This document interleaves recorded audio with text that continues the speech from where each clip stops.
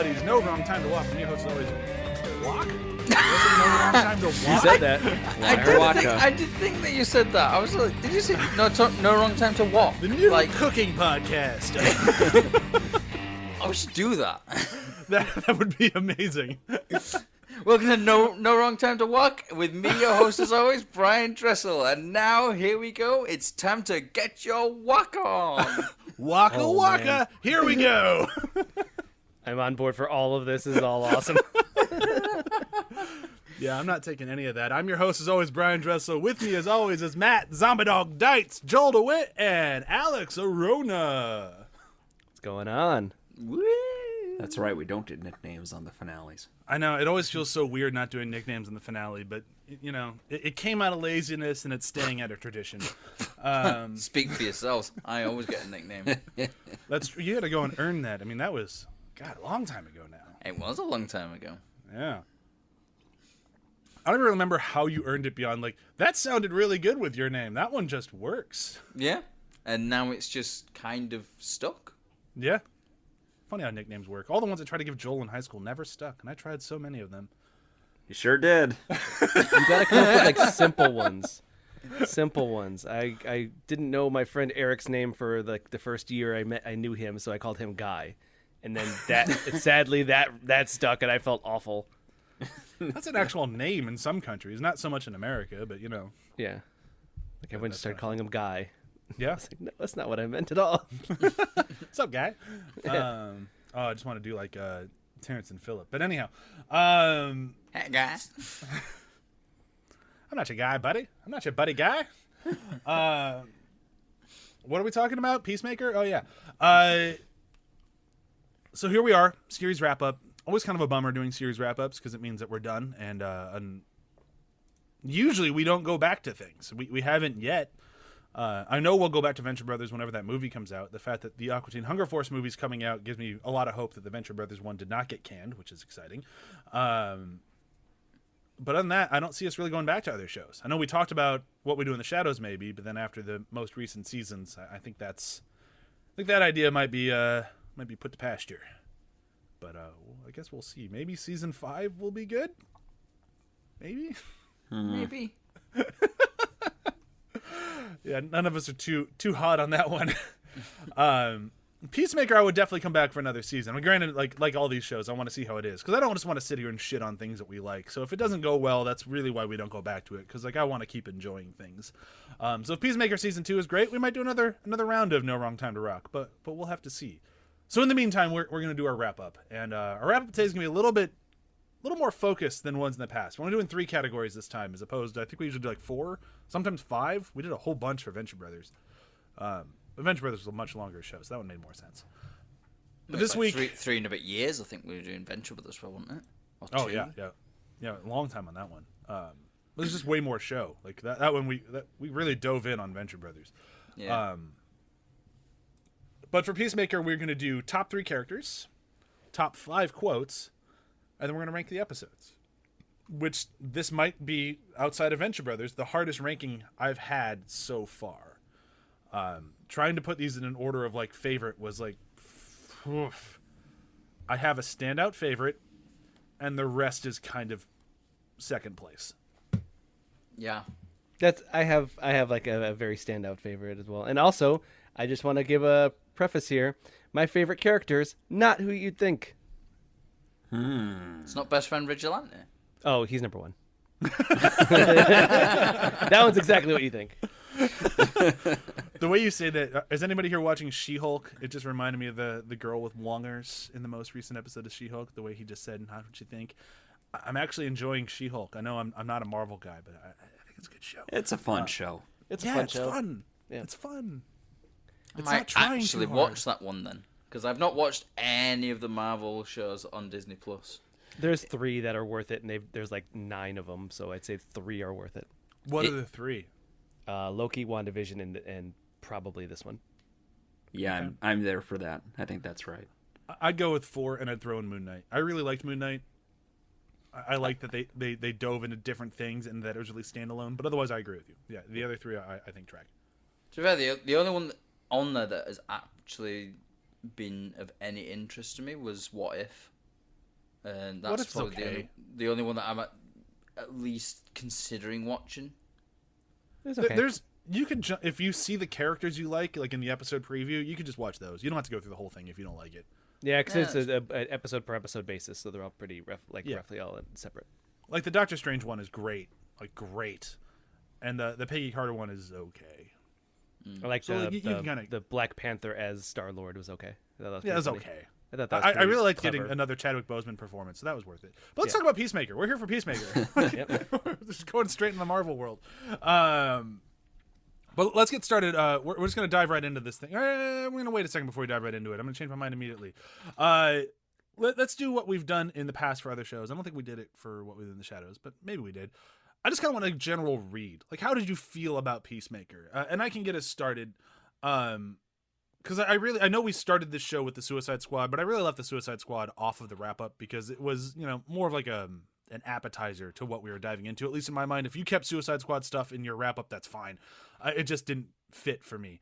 But I gotta say, like we've had so much comic book shit over the past 10, 15 years now, if not longer. That getting any new stuff is more of the same at this point. And to me, Peacemaker with the Suicide Squad, but more so just the show, was just such a breath of fresh air because it didn't feel like it was trying to break the mold so much as just work within it, but in its own way. And I think that was just absolutely phenomenal. And it felt like a comic book show the whole way through. It felt like a world that Superman can show up in, but didn't have to. But it still told a grounded story while also not being grounded at all. Like it kind of hit everything I wanted a comic book story to hit and did it very well. So I'm in love with this show, and I'm very excited for season 2. But like we said last week with the finale, if I didn't get a season 2, I'd still be in love with this show and still want to rewatch it 100 times. Then I would look forward to like the times when like Peacemaker would just like kind of show up. Yeah. Because I feel like there is like plenty of room for that character to just, because that's the thing about him is that like I'm waiting for him to get like, get into it with Ben Affleck Batman. You know what I mean? Yeah. Where's that like, oh, he just happens to be in Gotham and Ben Affleck Batman shows up and is like, what are you doing here? Peacemaker. Yeah, exactly. Oh, fuck off, Batman. And it's proven that he has interacted or knows of them. They know, but like Batman probably knows of them. So Yeah. That's why I'm like, yeah, this is awesome. He's a good character now in that universe. Yeah. How did you feel about the show overall? I thought it was excellent. I thought that it did. It definitely established the thing I've been talking about this whole podcast, that like these are just comic book characters. They don't have to be real serious. And I felt like his arc, his emotional arc and growth has been phenomenal. That you don't see very much in like big budget. You don't see very much in just movies in general. Like some movies are just flat, and this character had a beginning and end growth. It was nice now that you mentioned that, because that was one of the bigger complaints people had of the Suicide Squad was like, yeah, Cena's hilarious, but he's also not much of anything. He's very one-noted, just kind of like he's a funny guy, then he's a bad guy, and then he's dead. And there's not much to him. And like, I remember watching that going, but he has his own show. I know he has his own show, so maybe the arc will come there. And they totally did. They pulled it off. Absolutely. Yeah, it's kind of like the Suicide Squad was sort of like its own story, but also like what they used to do a lot in the 80s, where you would have what they called the backdoor pilot, where you would have like this new series set up on an established series and sort of like work it in that way.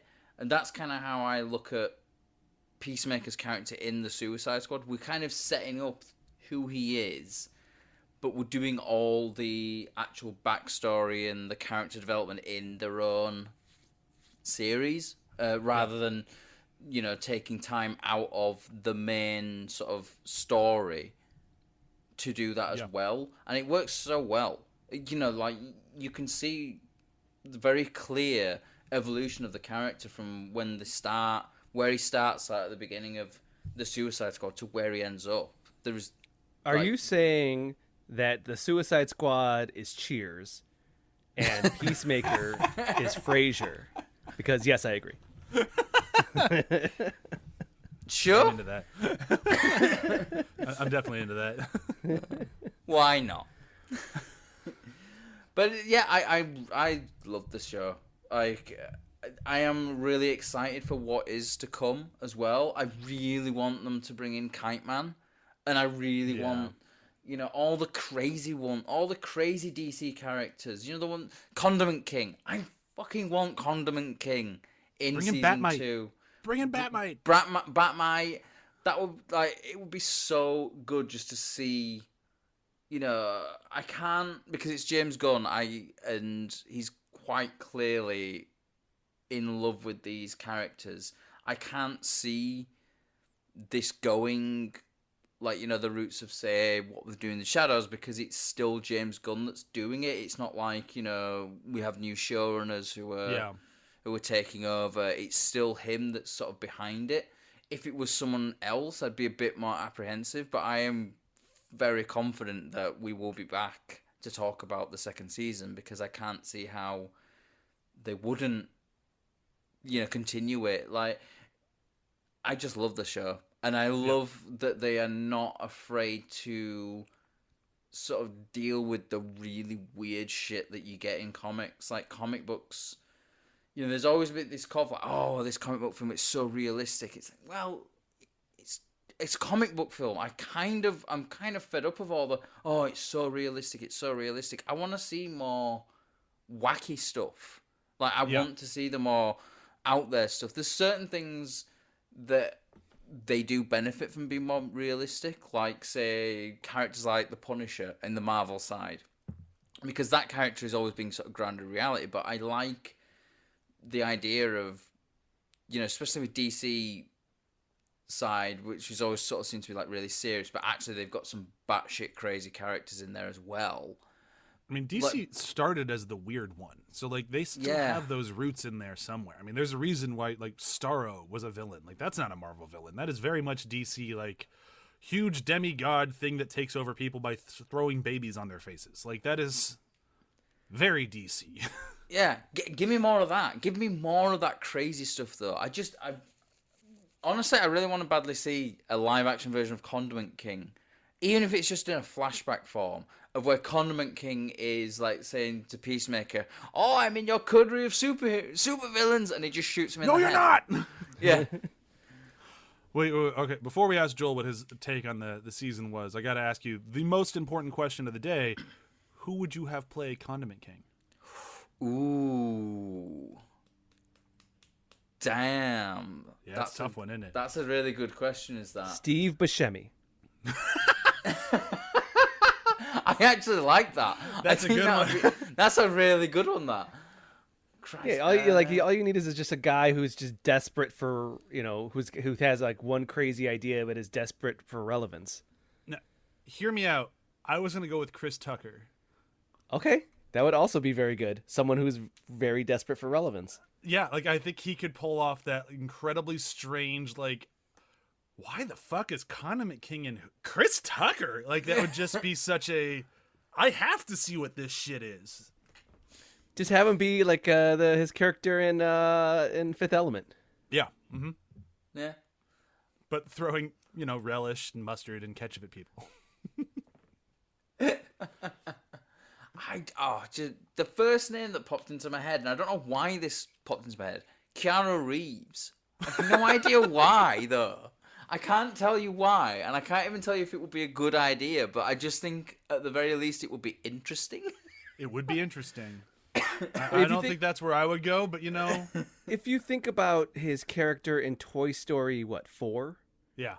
I mean, his character was someone who was very unsure of himself, a little bit anxious, but when pushed could do what needed to be done. And I think that's where you get a good possible Condiment King, or even just, I think Keanu Reeves could have been, Polka Dot Man. And I'm not saying it would have been better, absolutely not. But, you could crush that role.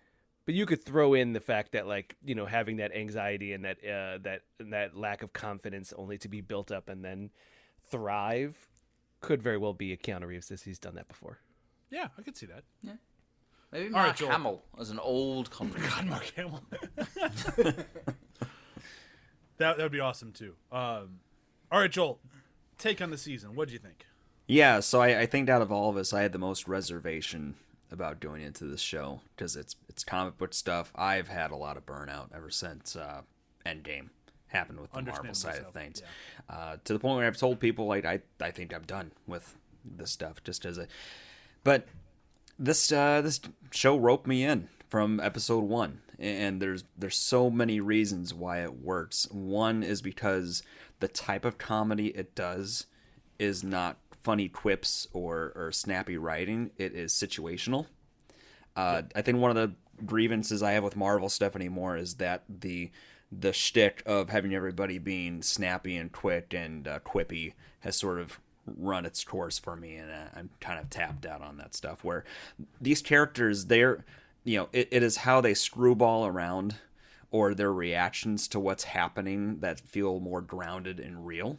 Like it's not grimy, but it's a little more maybe lowbrow. Rough, I think. Yeah, rough around the edges, and that seems more human to me too than what the Marvel properties lately have been. So it's a nice departure from that. I've also been more of a DC fan comparably, mostly because like Batman has been for the longest time my favorite comic book hero, so that it helps that it has that sort of same universe going on. Yeah, for sure. I think the Marvel films now, they just feel very written. Like, everything's so precisely written, whereas this comes across a bit more organic, and I think that sort of lends itself to, we look at this and think, there must have been some sort of improv here. This can't have all been scripted just because of the way the interactions are, and it kind of feels that way, whereas everything in Marvel feels very, oh, that's a scripted line that you've done like 15 different takes of, and you've chose this version of that line to drop in to that shot as a comeback. These characters' responses and reactions seem genuine, I guess might be the way I describe it. Like they are reactions that I could see about anybody having to say a butterfly crawling into somebody's mouth, or or getting launched into a kaiju. Yes, exactly. Like I said, very grounded. Yeah. All right, well, let's get started on our wrap up here. Again, for those who weren't paying attention at the beginning, our categories this time around are top 3 characters, top 5 quotes, and ranking the episodes. So I'm going to start with characters, and I will happily get this ball rolling. So I'm going to go with my top 3 characters, and by top 3, of course, I mean top 4, because like every time I do this, my last place is a tie because I can't make up my mind. So in the third place this time, it was a tie between specifically, not the actor, but specifically Detective Song, because I fucking love Detective Song in this. It's just that she gets exited from the show a little too early, and then she turns into Goff, which the actor still crushes as Goff, and she's amazing, but I like Detective Song specifically. And then she's tied with Harcourt, because Harcourt was just great throughout the entire show. My number 2 is Peacemaker himself, because Peacemaker is incredible, and we don't have a show without him, and his arc throughout the entire thing is amazing. He has so many just amazing moments with people or by himself, like that I think it's like episode 4 or 3 where he has like that dance sequence with Dancing by Myself, and he's just sobbing at the end of it, and it's very emotional, and Cena crushes it the whole way through. And he's just a great character, and I loved all of it, and he's just a perpetual man baby. It's fun. And then number 1, I'm agreeing with Alex, not to spoil Alex, but it's Vigilante, because he stole the whole show, and he has a bit of an arc. It's not a huge one, but it's there. And just, Freddie Stromos, he did such an amazing job with this character, and not being this huge name actor in a cast of somewhat known people to unknown, but they're all recognizable, and here's this guy. And he held up with everybody and stole the show more often than not. And if that doesn't win you favorite character, I don't know what does. That's it for me. And since I kind of spoiled Alex's number 1, I'll let him go next. Okay. I kind of went with characters that I felt like, I know that there are a lot of favorites in the show, and this is removing the obvious, but there are a couple of characters that I felt like they just had a little, hint of a moment that made me laugh really loud, a lot louder than I felt like it should have. My number 1 obviously is Vigilante, just because I feel like everybody needs a vigilante to have their back. just like doesn't matter how wrong you are. You have just somebody that's just like, yeah, what he said, it sounds crazy, I know, but I trust him. You know, it's like that's like just unapologetically just has your back, even if you're entirely wrong. But my other two favorite characters were the couple that Peacemaker takes hostage very briefly. Their back and forth made me laugh really hard. Just them having this like fight. He says my negligee makes me look fat. It's like, oh, what's your problem, man? And then the nursing staff. Oh, that's a good one. Yeah. Yeah, just them like, oh, you guys ready? And the nursing staff cocks a shotgun. We're like, yes, we're ready. Let's fucking go. Like, whoa, calm down. Who would wake up, and just say, I want to be a male nurse? And it's like, what? That's mean. Because they're mean judging on this male nurse. That's a solid list. Yep. Those are my top three. I think you need to calm down. All right, Matt, you're up. So, yeah, my number 3 is Mern. I just think he's really great. Like, throughout the whole series, you've got the really good interaction between him and Economos about Mern sharing a feeling, and it being the first time that he's ever done that. Yeah, brilliant. Number 2 is like a joint one for me, actually. So it's Peacemaker and Harcourt. I couldn't really choose between them. They both got really interesting sort of character arcs throughout, where Harcourt's becoming this sort of leader, kind of, and Peacemaker's sort of like going on his own journey as well. But they also have some really good interaction together, and some of the best sort of sequences for like sort of character growth are between those two. So I really like that. And then number 1's Vigilante, because of course it's Vigilante. Damn, he's cleaning up. He really is, in more ways than one. Even if Joel doesn't pick him, he still wins by majority. But Yeah. But let's see what Joel has to say. Yeah, so I'll preface it with this was a very hard list, maybe harder than the episode choices here for me. But number 3 is Detective Sond. Yeah. So I really liked her character throughout. I thought she was always a foil to Peacemaker's dad very well. And you wanted her to win in some weird way, which isn't what I'd expect for a show where she's technically an antagonist, right? So just really good character. Number 2, Eadley. So solid pick. Eadley is not there often, but he is MVP in terms of being clutch, except for one, which I'll for helmet delivery service. I'll give a gimme for that one. I think that's more a case of Eadley wanting to help, but maybe just fuck this, I'm out.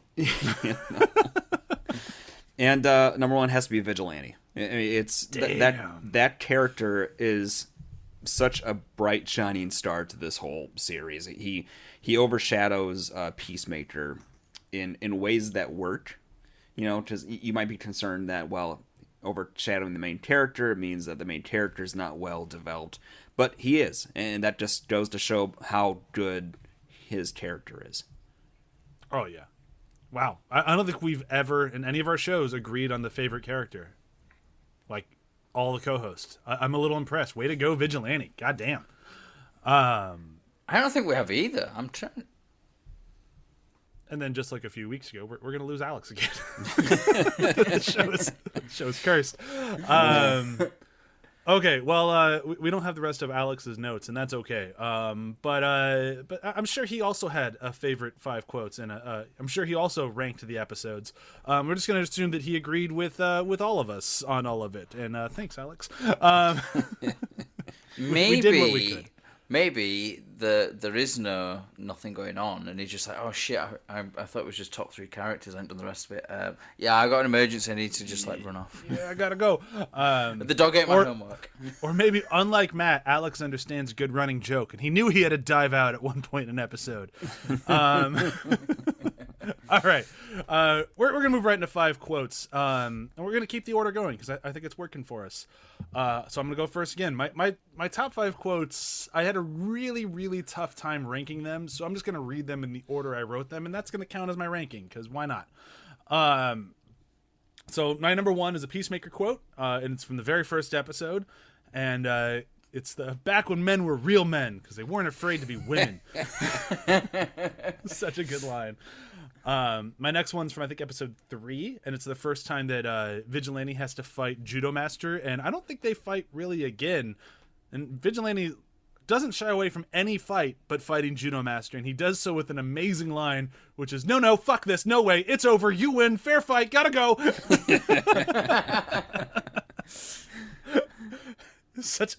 For Vigilante, him giving up is just, it says so much, and it's awesome.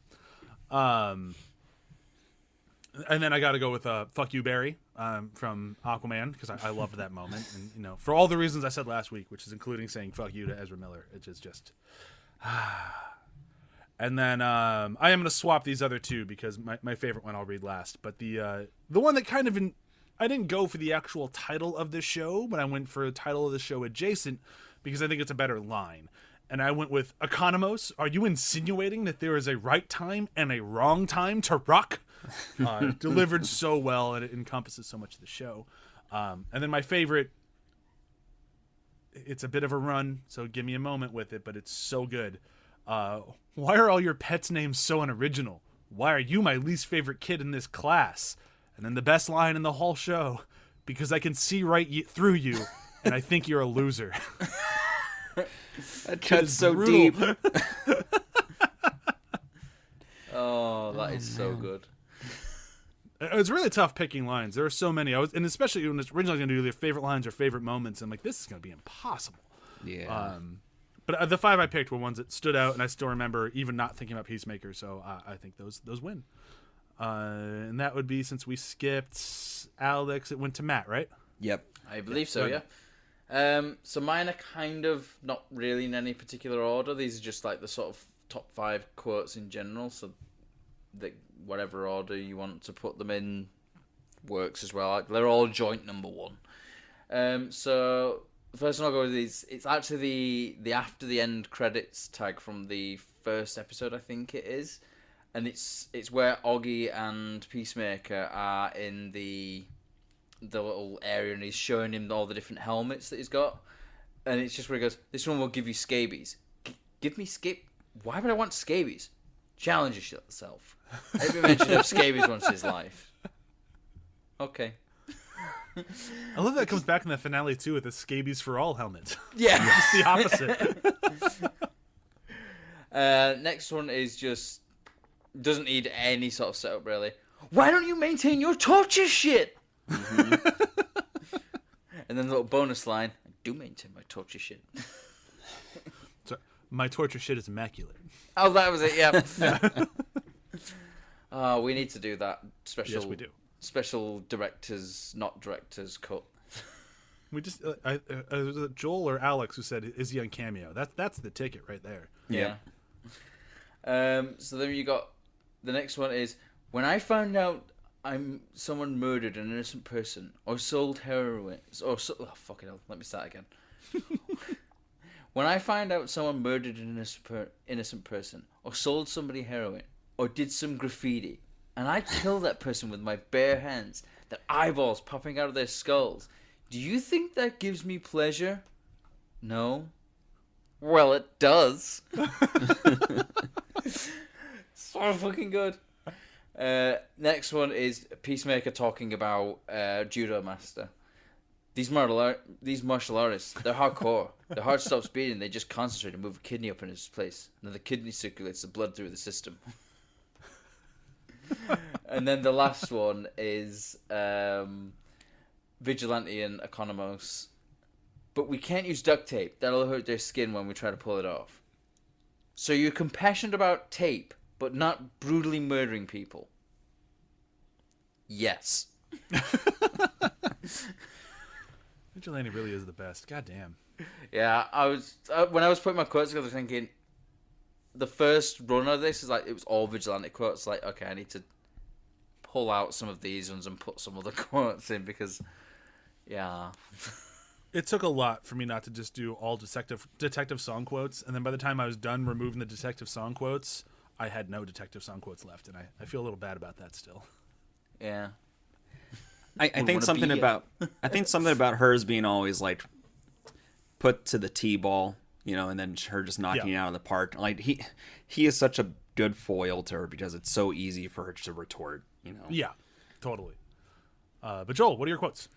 All right, these are sort of in order. Number 5, there is no time to rock, motherfucker. I just had like a mental cheer when I heard that in the show after so long of them not broaching that at all. 2 or 4, this is back when men were real men because they weren't afraid to look like women. Damn, Joel, we're 2 for 2. Yeah. 3, this is early on in the season here. Myrn says, "You always going to be this difficult?" And then Peacemaker just jumps with, "Yep." I think it's episode 1. I think that in there. That's really early on. Yeah. It's in the sort of like the restaurant place where he's just because it's while he's shoveling the lettuce in his mouth and as well. Yeah, I was tickled by that. It's really good. 2 is Fitzgibbon. This is going to sound weird, but I think Locke was just describing the fucking Hamburglar.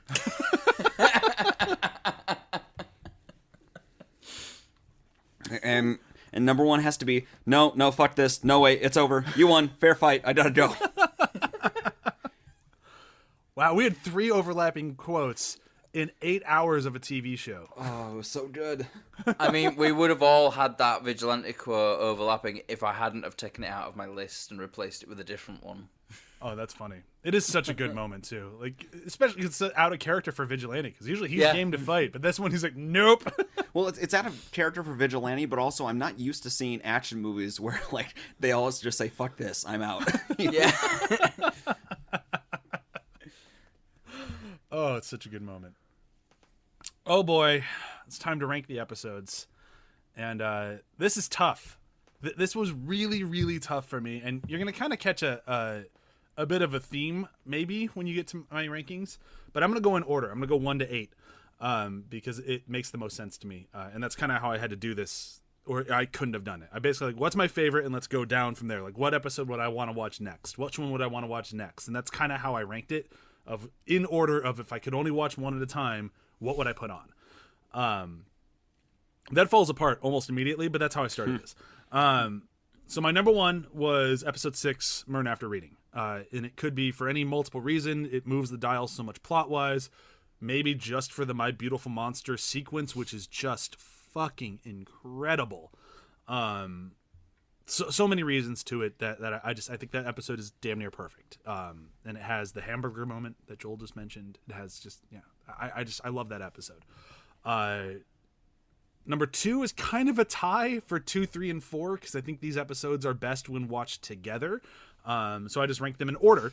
So number 2 is episode 1, number 3 is episode 2, and number 4 is episode 3.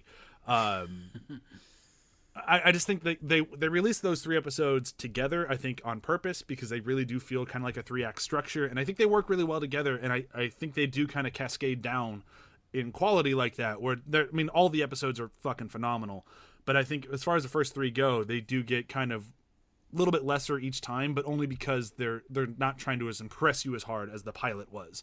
So I don't think it's a bad thing either, but that's kind of why I put them in that order. And then what would have been my number 2 if it wasn't for, I think it introed so well, is episode 8. It's Cow or Never. I think the finale is just one of the best finales we've covered on this show, let alone best finales of any TV show. It's absolutely phenomenal. Number 6, Stop Dragging My Heart Around, because it's great. Number 7, Monkey Dory, because it's fucking great. And then my least favorite episode, I guess, if you want to call it that, and it's just because it's a bit of a cool down episode and a bit of a reset, would be episode 4, The Chode Less Traveled. Still an amazing episode. It just has to do the extra work of being almost kind of like a repilot of like, we're done with the rock show entrance of the first 3 episodes of we're here. And now it kind of has to calm down for a minute and kind of set the tone for the rest of the show, which the rest of the show is amazing. So episode 4 is amazing, and ranking these things was a motherfucker.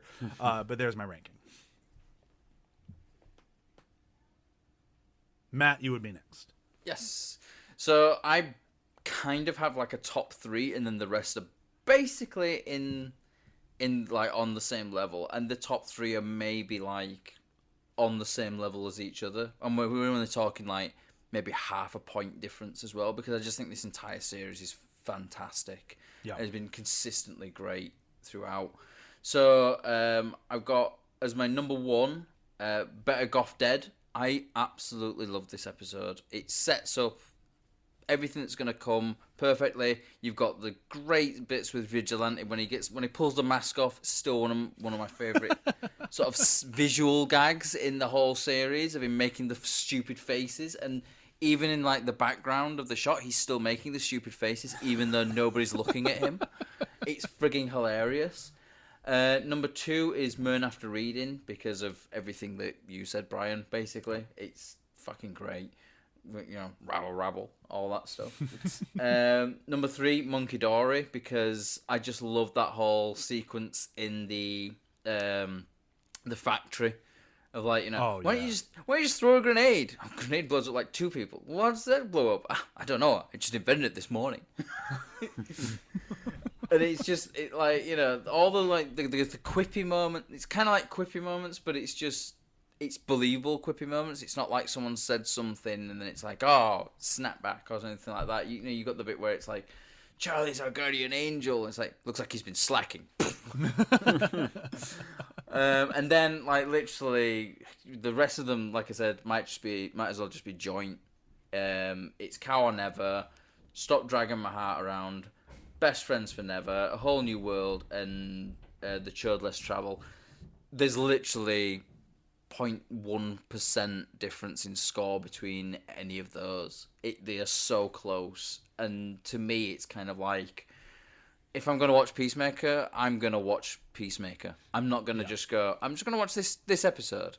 I will watch episode 1 to episode 8, and I'll probably even watch Suicide Squad with it as well, because I love the film.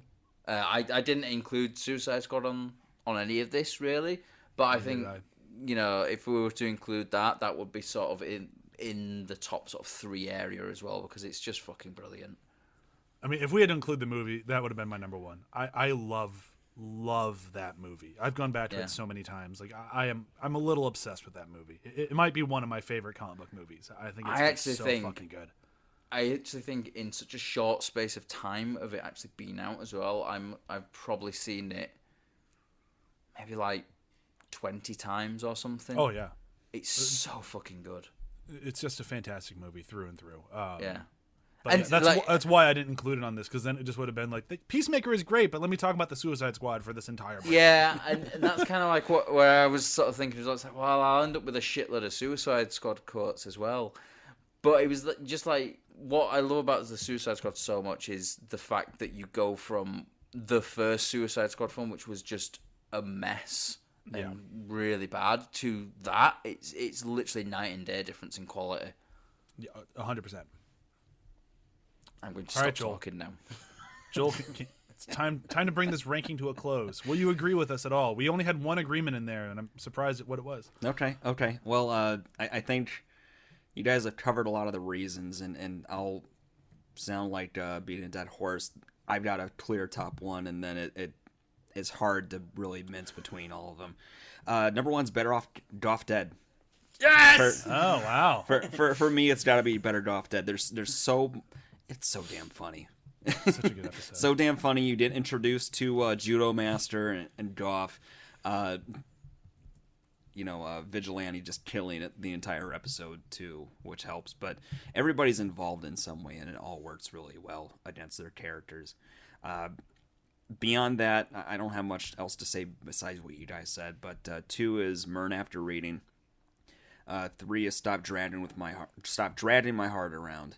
4 is A Whole New World. 5 is It's Cow or Never. 6 is Monkey Dory. 7 is The Chode Less Traveled. And then 2 is Best Friends for Never. Wow. Yeah. We almost agreed on some. You and I agreed on number 5, and that's it. And then Matt and I agreed on number 8, and that was it. Me and Joel agreed on number 1. Oh, I'm just talking about for me. Yeah, you guys agreed on number 1. I was going to say. Yeah. But I think it goes back to what you guys said. I mean, these are so good by degrees that really, I think somebody could make a case for just about any order for these. Oh, I mean, absolutely. my order will probably change tomorrow as well, but it's so close between them. Like, you mentioned my favorite monster moment from Man After Reading. I feel this exact same way again about the sequence at the end of Better Off Dead. Like, the music in that is just incredible, and it's that's my thing with Better Off Dead is that I honestly think it works best as being watched with 1 and 2. Like, I won't go to part 3 on its own because I'll feel like I jumped into, like, Return of the King without watching Two Towers and Fellowship. It's just like, but you might be a great thing, but I need to watch the other 2 parts for you to be as great as I know you are. Like, that's the only reason why I got so farther down my list, because technically I agree with you. It should be number 1, or a number 2 for me because I love 6 so much, but it needed those other 2 episodes with it. Like, that's just my take on it, but that's also speaking the volumes of how good everything in this show is. Yeah. Yeah. It's been a long time, I think, since we've done something where we basically are saying every single installment in this is excellent. Like, maybe even, first season of What We Do in the Shadows. I think even maybe? then there was some in there, like, you had issues with the trial in that it wasn't really much of a story. It was just a lot of jokes, and like even when we look at Venture Brothers, there are some. Oh, every season has an episodes. episode that isn't my favorite. Yeah. Yeah, and the Resident Evil films as well. Flawless. 5. Like, that was the thing. It's like there's always like there, one. there was that one movie. Yeah, there's always at least one clear problematic episode or shit episode or whatever, however we want to describe it, where it's like. But with Peacemaker, I think this is I mean, granted, we're looking at it as like it's 8 episodes and it's 1 season, so it's kind of unfair to judge it against, say, Venture Brothers, where you've got, I don't know, what was 70 odd episodes over 7 seasons, was it, or something? It's kind of unfair to judge on that because you're talking about a vast amount more. So it might change in, say, by season 5 of Peacemaker, fingers crossed. If I was a betting man, I think it's done at 2. That's just my guess, based on how Warner Brothers wants to spend money and how busy James Gunn is. I'm guessing 2 and done, but we'll see. I'm hoping for at least 3, because then you've got a nice little trilogy thing. Sure. I'd be okay with 2. One thing I didn't mention earlier on, this show is really dense. You know, each episode has so much packed into it that you really need like a week off to sort of take it all in and process it. And it's one of the reasons why I probably won't revisit the show after, just because it's an undertaking. But I would be totally up for at least another season. But I'd be completely happy if it was a very small, contained story. Yeah, I mean, we'll see. I mean, because if James Gunn is one of those guys that went out with some friends last night, and the way he put it, like, nailed it. He's like, I've bought season tickets to this guy. Like, if he puts something out, I'm gonna watch it. Like, that's just the way it is. Yeah. And so if he feels that this is a 5-season story, I would trust James Gunn at this point to go take a look at it. And maybe I'll fall off that train. Maybe I won't re-up my season tickets. But at this point, he's done enough that makes me go, if he's making it, I will watch it. Yeah, he's got enough of that sort of what's the phrase? Clout? No, it's good.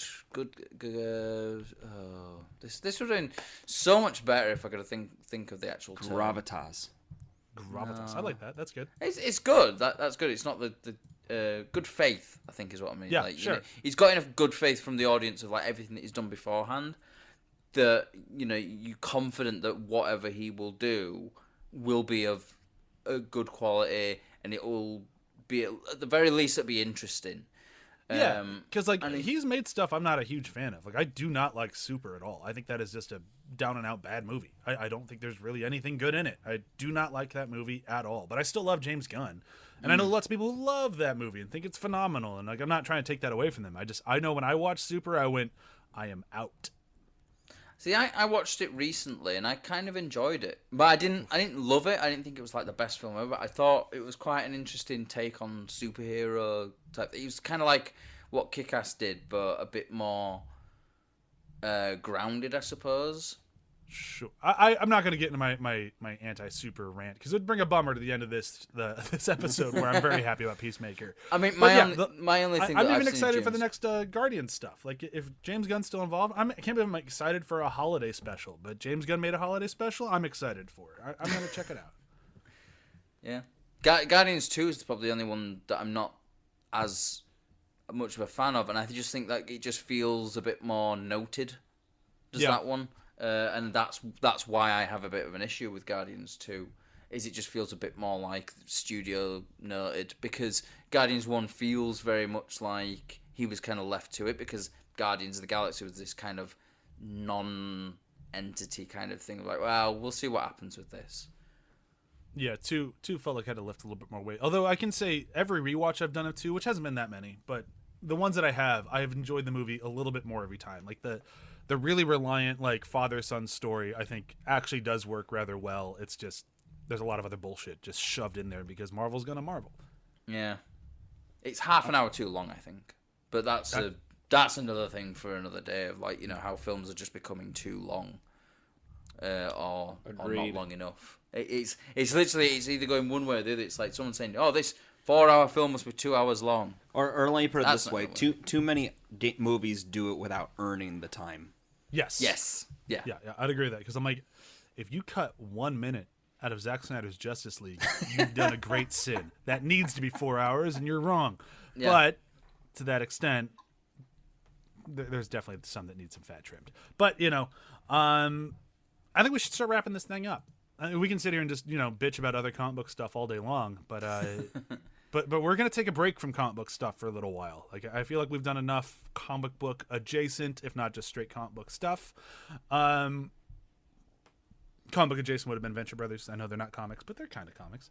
I mean, Venture Brothers did the comic book, was doing comic book stuff before the big comic book craze. And if I remember rightly, they were getting notes from the studio at the time during season 1. It's like, oh, less of this comic book stuff. Like, you know, nobody's getting that, so they just added more in. And now it's even better.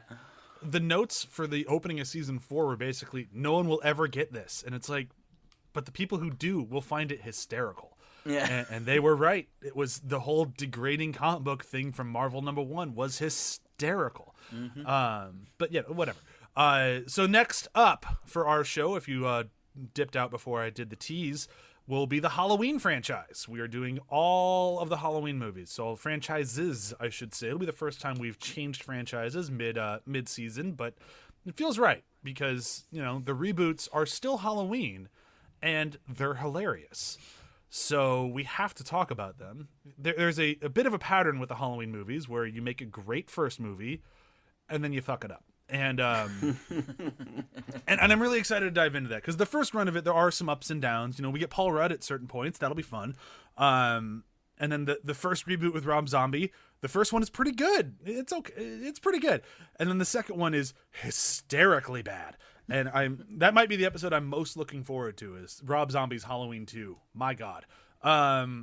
But then we get the David Gordon Green one. The first one is great. The second one is hysterically bad. And it's going to be so much fun talking about this. We even have a special guest coming on for that one, way, way, way down the line, who's coming on just for one specific joke, and it's gonna kill me. I'm already excited for it. We have a very special guest coming over from the front row who's going to be joining us for that duration. I'll introduce you to him next time.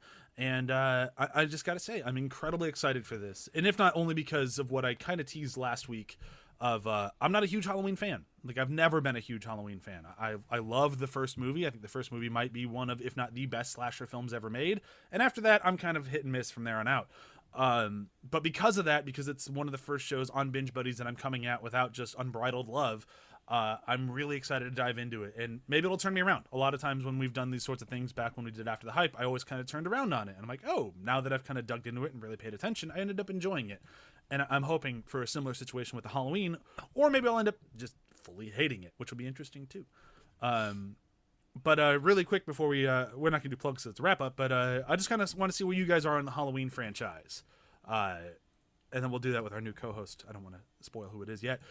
Next time. But Joel, where are you at in Halloween? Have you seen them all? Have you seen a few? I know it from pop culture references. Have you seen any of them? No. Wow, that's so exciting. That's going to be interesting. Oh, man, when you get to 3, you're going to be like, what the fuck? Why is any of this happening? I'm looking forward to that. Don't look any of it up. Do you know anything about Season of the Witch? No. Perfect. Don't watch a trailer. Don't look anything up. Just get ready for that Michael Myers movie. 10-4. Yeah. Just genuinely, just watch it and just be like, huh?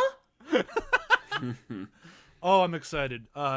Joel, you being our litmus test of have not watched it has been the most fun thing on Binge Buddies.